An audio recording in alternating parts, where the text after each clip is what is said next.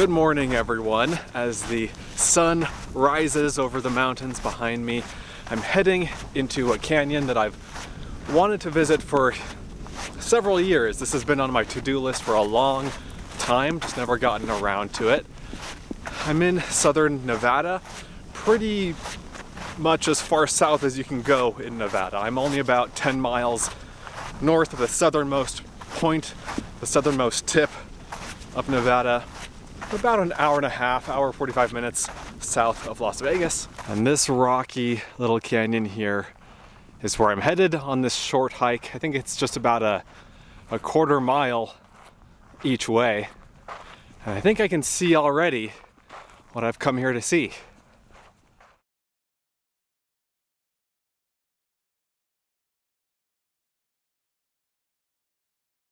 These are the Grapevine Canyon Petroglyphs. I just switched out lenses for one that I can zoom in really close with.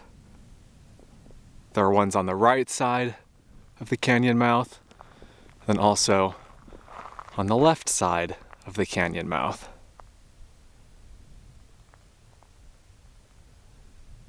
Looks like hundreds and hundreds of images etched into the dark varnish, the dark desert varnish of the rock. Lots of kind of square and rectangular imagery here. It's very unique.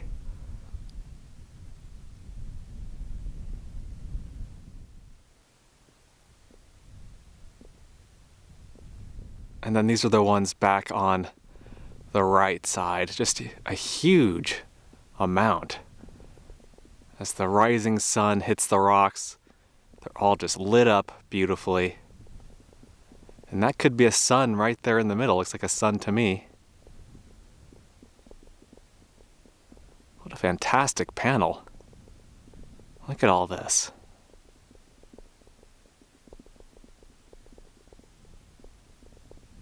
Yeah, hundreds and hundreds of images. Again with the rectangles.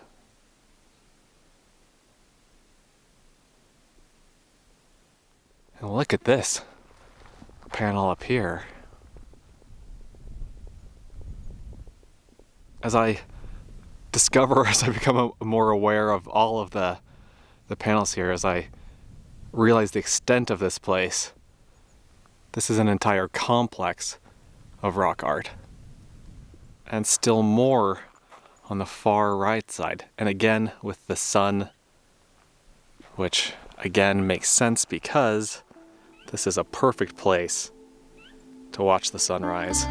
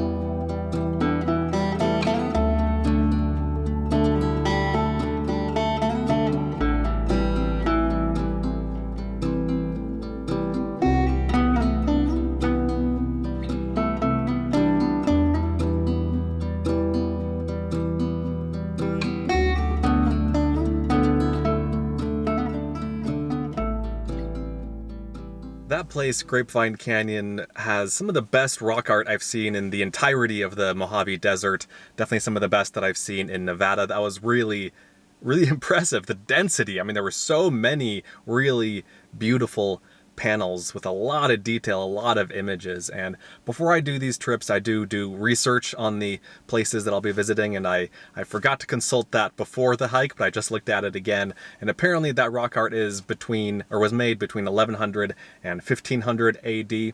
So not super old as far as Native American rock art can get in the southwestern US, but I mean, obviously that's still quite old, and there are apparently more than 700 figures more than 700 individual petroglyphs at that location. And that place, Grapevine Canyon, as well as this area in general, was considered sacred by several different Native American tribes, and still is considered sacred by the tribes in the area. And I think that's definitely reflected in just the sheer quantity of rock art that was there. Just a really great stop. Very easy hike. Like I said, it's like, I mean, it takes a few minutes to hike there and then a few minutes to hike back. Very easy, very flat walking through the dry wash, and definitely recommended. And from there, I drove 5 or 10 minutes up the road, up the mountain, to where I'm going to be launching my second adventure of the day. So let me show you what the plan is from here. So we have here some beautiful high desert landscape, big jumbles of boulders, big cliffs, big mountains, little Joshua trees, everywhere, as far as they can see, basically. And I'm parked at this little parking area that can fit exactly 2 cars. And my goal is this guy straight ahead, right in the middle of that highest point on that jagged ridgeline. That's called Iguana Peak. That's what I'm going to hike to and climb. I think the plan is to just go over here, and then I have a GPS track to follow that I think will take me up around one of the sides somewhere.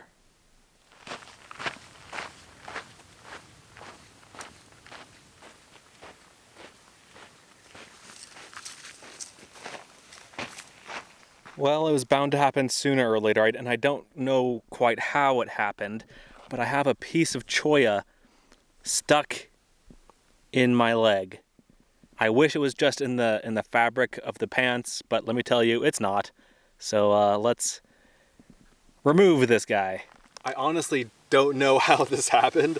I don't think I brushed up against a cholla. I think I might have kicked one up. Like, there are lots of these little dropped cholla balls on the ground, and I think I might have kicked that up, or I don't know, maybe I did brush up against one. Luckily, I have something in my bag exactly for this purpose. If you guys saw the video that I did about my emergency kit that I have with me when I'm hiking, you'll know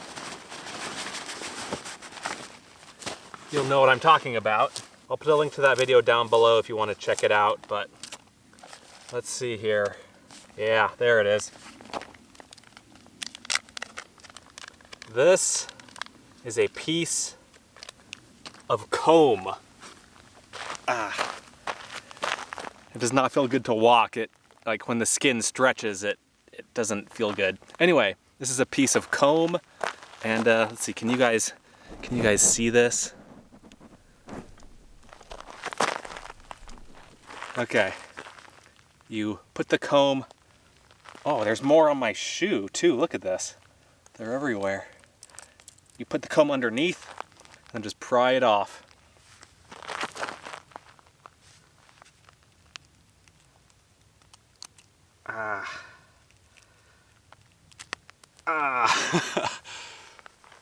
That does not feel good, but I got it off. I didn't have to use pliers, or, like, if you try to use sticks or something like that, I mean, that can work in a pinch if you don't have a comb, but the sticks can sometimes move the ball around more. This, you just stick it under, pop it off, and I mean, it doesn't feel great, but it feels better than having it stuck in there while you're hiking. Comb saves the day yet again. Yeah, look at all of these dropped cholla balls right here, all underneath the plant over here, all along here. I must have just scooped one up as I was walking past.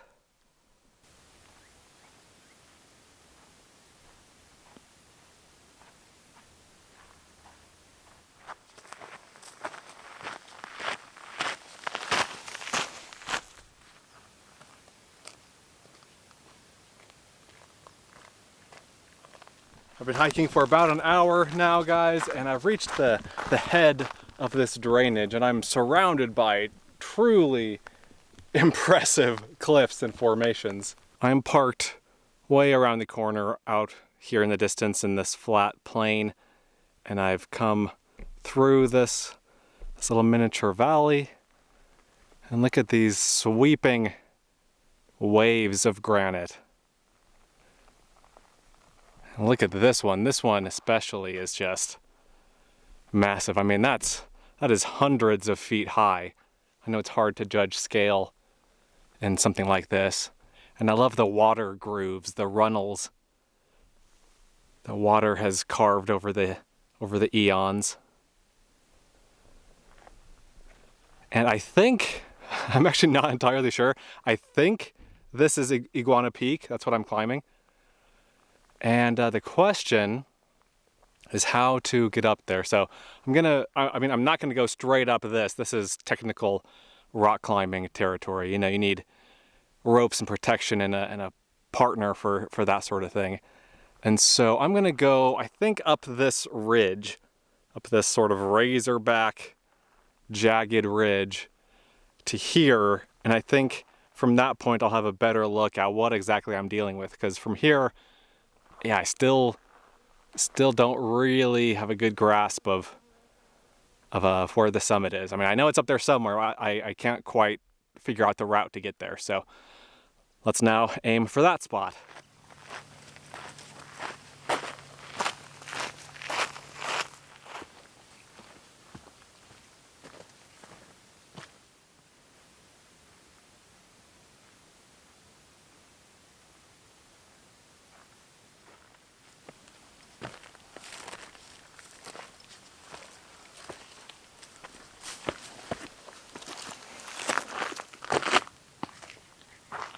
I'm about an hour and 45 minutes into the hike now. Whew. And I'm 200 or 300 vertical feet below the top. And by the way, I checked the height of those slabs, that big face under the summit here from down below, and it's about 700 feet high. I figured out the elevation of where I was and the elevation of the top, and yeah, that was just a massive, massive wall of mountain. This is a couple hundred feet high, but this is the tricky part. This is where things start to get interesting. So from here, I'm gonna start at these boulders and then follow that ramp up this way. I believe you're supposed to like tunnel behind this boulder here, scramble over this, and then the trickiest part, or at least one of the main tricky parts, is this crack right here. Do you see that crack right in the middle? I'm going up that. And then from there, I go back over this way and then back over that way. So it's not a straightforward ascent. This is something that some people feel the need to use rock climbing gear for. So again, ropes and protection and everything. And by the way, look at this just beautiful area where I am. All sorts of interesting rock formations here. But anyway, some people use rock climbing gear to climb this, and some people don't. Some people just climb up it. And so it's kind of at that point where I may or may not feel comfortable doing it alone. We'll see. I do not have climbing gear with me. I did bring a climbing helmet, and I know where to go, by the way, because I found a picture of the route online. I'll put a link to this and to a couple other websites that I found helpful in the video description if you also want to climb this thing. And so let's start the business here. Let's start this climb in earnest. Let's go to those boulders over there.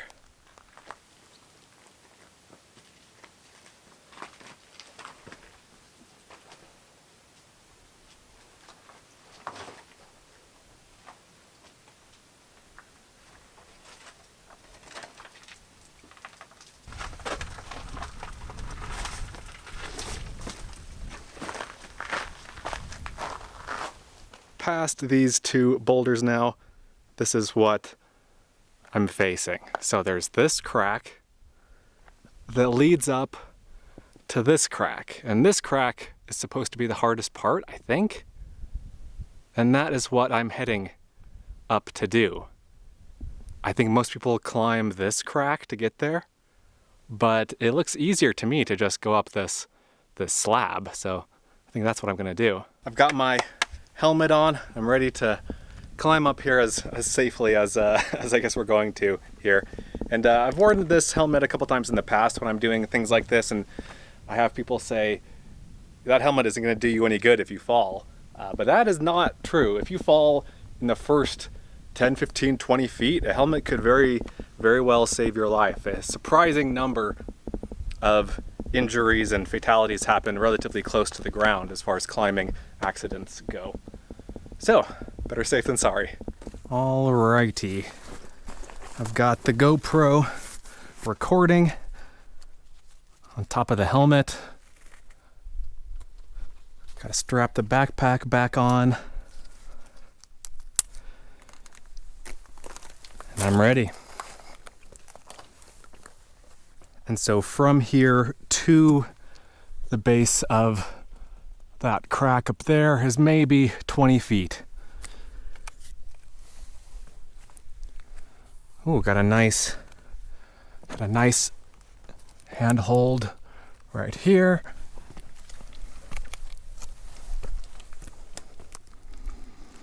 Beautiful. Which then turns into a foothold. That's how this works.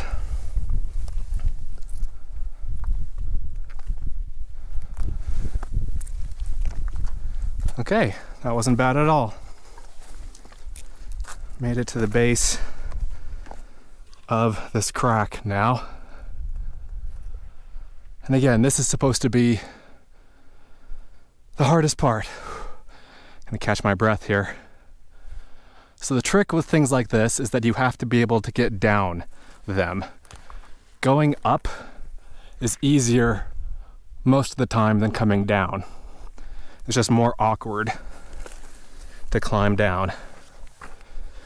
And so as I climb this, I'm just thinking to myself, and I'm analyzing, can I climb down this? And the answer is yes, obviously, or else I wouldn't continue going up here. And at any point here, if I feel uncomfortable, I'm just gonna climb down.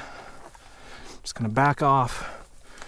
Okay, that was the first little section of crack, and I think that was it.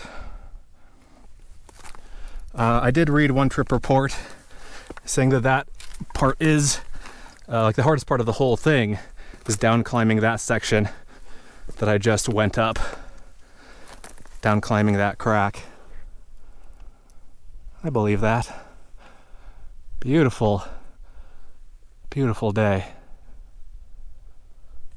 Okay, where are we going next? I'm at the base of this other boulder thing. I've got the route map here, and I think it looks like I'm aiming to go up there. And there are apparently different ways of doing that. It says pick a route. Okay. This looks doable. This tree has sharp little leaves on it. Okay, negotiated without too much difficulty. And now, I think, yeah, I go up here. This is neat. Isn't it amazing what water can do? Look at this path water has worn into the rock. Man, that's amazing. Okay, back to the task at hand. I am in a little flat area. Let me consult my information, see where I'm supposed to go from here.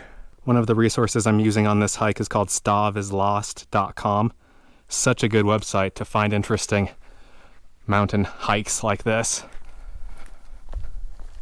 Okay, I think I'm supposed to go up this way.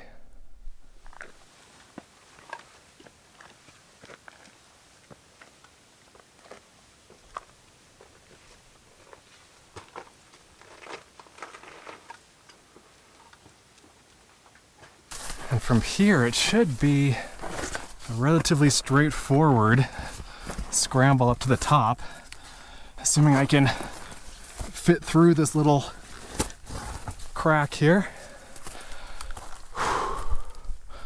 Where's the top? Is this the top? Let's find out.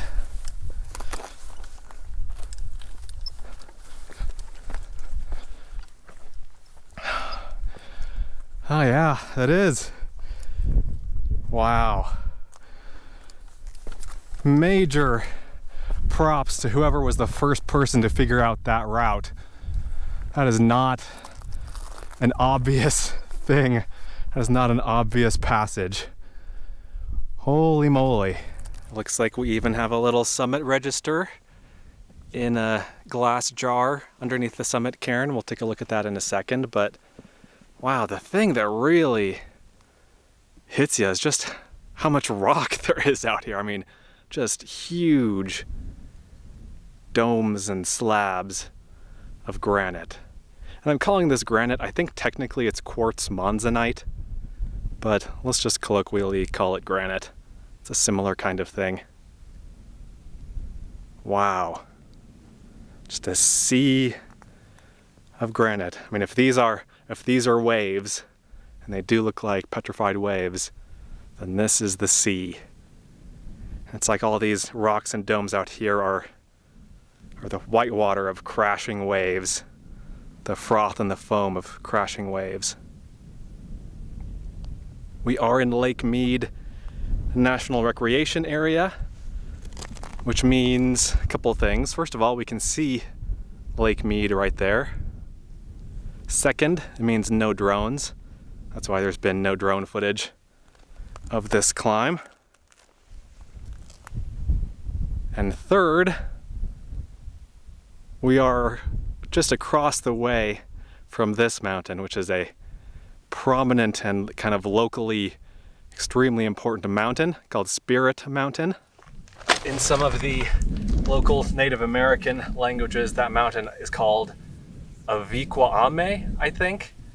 And you may sort of kind of recognize that because a national monument was recently created just last year, less than a year ago, over there. So am I in frame? I think so. A new national monument was created just over there called Ame National Monument, named after this mountain, which is also called Spirit Mountain, because this mountain is it's held to be sacred by a lot of different Native American tribes. That's part of the reason why all of that rock art was over there, in close proximity to this mountain. And then it's at the center of the creation story of a couple of tribes. And so very sacred place for certain Native American tribes. You can hike up it. So that's still in Lake Mead National Recreation Area. I think the national monument starts just kind of on that side of the mountain, but you can hike up there. I was considering doing that hike, but as far as I can tell, it's a hike, and it's probably a pretty cool hike, but this is more my style, something a little bit more off the beaten path, something a little bit more that requires a little bit more tenacity and some more climbing than just a regular hike. So if something like this doesn't float your boat, if this isn't to your tastes, then I think something like that is a great substitute. And I think I said what this is called, right? This is called Iguana Peak or Iguana Mountain. And let's pop open that summit register and see what we have. Oh, how long did this take me? 2 hours, 39 minutes. 2.3 miles with 932 feet of elevation gain. Awesome. Okay.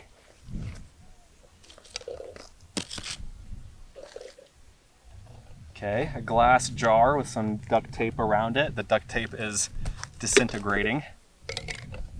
Inside the duct tape is what looks like a Band-Aid tin. I don't know if that's really what this was, but I assume there's some paper in here that we can sign. A box within a box within a box. Okay, yeah, a nice little Rhodia notepad. I know Rhodia makes high quality notebooks, nice paper products. Yeah, this gets climbed fairly often. Last year it was climbed 3 times. The year before it was climbed 4 times. So yeah, a handful of ascents a year. And this summit register was placed here in December 2019. And I can't fly the drone, but I can whip out once again the 9 or 10 foot long invisible selfie stick with the 360 camera on the end to give you guys a little bit of a different view at the area. It's a beautiful day, glorious day, perfect skies, barely any wind, probably 65-degree temperatures. It's just perfect. Definitely recommend doing this hike if you've got the abilities to pull it off. All packed up and ready to go now. Let's get out of here. Let's leave the top and work our way back down through this little natural maze up here. Really, again, the only part that I think is going to give me even just the slightest amount of pause is that crack that I mentioned that would be a little bit interesting to down climb. So let's go to that point.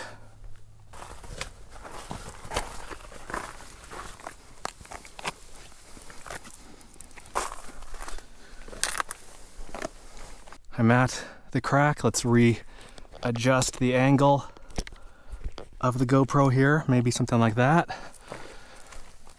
I think some people climb up this with their hands in the crack. I'm climbing up it with my feet in the crack. Just seems more solid to me. But your mileage may vary. This is, the consensus seems to be that this is either a hard 4th class crack or a low 5th class crack. And those classes just refer to the, basically it's a system invented by rock climbers. It's called the Yosemite Decimal System. Class 1 is essentially walking up a trail or walking like on a sidewalk. Class 2 is a trail. Class 3 is kind of a rocky trail, maybe using a little bit of your hands. And I just climbed down that, by the way. It wasn't too bad. Class 4 is more involved scrambling, where you might get to some places where you probably don't want to fall, but you don't really need a rope yet. And then Class 5 is rock climbing territory. That's why rock climbing routes are graded with like a 5.10 or like 5.9.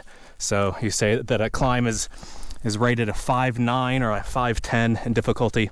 Anyway, that's all to say, this is kind of at that edge between scrambling and rock climbing. Okay, I'm gonna finish this up. I'll see you guys back at the car. What time is it? It's 11:24. Awesome, we're making decent time. I'm going to, well, first I'm gonna adjust the camera here. Look at this thing. Isn't that amazing? I'm gonna climb down the rest of the way. I'm not gonna film it. And once I get back to the car, which I don't think I can see from here, it's just around the corner along that line that is the main road out there. Once I get out that way and get back to the car, I'm gonna drive into Iguana National Monument. I'm sure I'm butchering that name, but it's something like that. We're gonna finish off the video in the National Monument, and I'm pretty excited. I've never been to this National Monument because it hasn't existed for very long, so it'll be fun to add another one to the list. It's a couple hours later, I'm off the mountain, safe and sound, and I wanted to show you guys my haul of trash that I picked up while I was out hiking. This was pretty close to the road. I mean, all of this was definitely within the first 3/4 of a mile from the trailhead, and then after that, As the going got a little bit more tough, the trash stopped appearing. So we've got some cans, some shotgun shells. This one is full. This is an unused shotgun shell. I dropped one. And then some glass. So let me pack this stuff away. Let me put it in the trash and I'll show you where we are. We are now in the Thump Joshua Tree Forest. This place is home to some big Joshua trees. I mean, you've got my Land Cruiser there, which is not a small vehicle, and it's just dwarfed by these giant Joshua trees. And earlier in the video, I pointed out some Joshua trees while I was kind of giving you guys an overview of the area that I was in. Those were not Joshua trees. I hadn't really gotten a close look at them. Those were just regular yucca plants. I think it's just Mojave yucca. And Joshua trees, which have this distinct kind of crazy shape, are related to the regular old yucca. They're a type of yucca, but these are completely different plants. Look at the just thousands and thousands of Joshua trees around here. On the other side of the road, which is the road that I came in on, is a wilderness area called the Thump Joshua Tree Wilderness. And Thump means ancient ones in one of the local Native American languages. And that is because these Joshua trees really are ancient. Some of these are 700 years old. This is an old growth Joshua tree forest. And this area, both the spot where I am, that is not wilderness, and then the spot across the road that is a wilderness area, this is all part of Iguana National Monument. And so let's explore a little bit.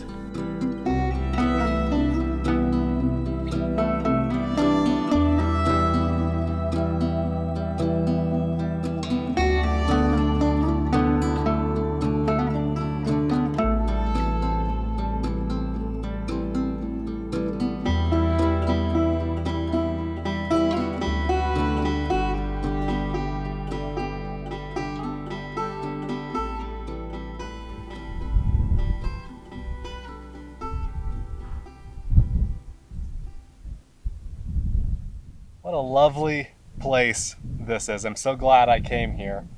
I've been wandering around for maybe 45 minutes, just taking it all in, enjoying the trees, enjoying the views. And I've hiked up onto a ridge to give me a better, almost bird's eye view of the area. And there are a couple of things that I want to show you from up here. So first off, there are several yucca plants up here. And so I wanted to compare these. I wanted to show you guys these next to Joshua trees. The yucca are much spikier looking. They're not as tall, and they don't fork really. Like, look at this Joshua tree over here, how the trunk forks and the branches fork. The yucca don't do that. And then in the far distance is Spirit Mountain, or Iguana. Iguana, is that right? I think that's right. That's it right there. And from a distance, you know, it really does stand out because it's kind of a different color. It's a lighter color. It's almost a white compared to the darker brown of the surrounding landscape. So I can see why that mountain in particular would hold some appeal. And then zooming back out, I just want to show you this whole plain of Joshua trees. I mean, I can't even begin to imagine how many are here. This entire area is just entirely covered. Like, we can zoom in on any one area. Bam, Joshua trees. Over to the right, bam, Joshua trees. And by the way, I'm parked right there. I moved the car about 20 feet away into the sun so that I could be charging up my battery bank from the solar panel. So hopefully that's been working while I've been hiking. And then finally, there's a highway out here. There's a paved highway called the Joshua Tree Highway. So if you don't want to come into this area, if you don't want to leave the pavement, you can just drive east, no, this is west, drive west from the town of Searchlight, Nevada, which is over here. And that highway just cuts right through the Joshua Tree Forest, and there's even a sign closer to town that says Joshua Tree Highway, which is a very appropriate name. And I think that'll just about wrap it up, guys. I'm actually going to camp at that spot where you saw me parked earlier, next to that especially large Joshua tree. I hope you guys enjoyed this video with a little bit of a taste of Lake Mead National Recreation Area over there, and of Iguana National Monument over here, one of the country's newest national monuments, less than a year old. Really neat place, definitely worth visiting. Let me know what you think. Let me know what your favorite part was. Let me know if you have any questions. Let me know if you've been out here before or what other things I should see in this area the next time I'm here. Thanks again, and I'll see you in the next one. Be sure to check out Adventure Know-How, my new site, where you can gain access to a map of all of my free campsites, plus monthly bonus videos that you won't find anywhere else. Learn more at adventureknowhow.com. And for links to everything else SUV RVing related, visit suvrving.com. Links to these sites and more will be in the video description.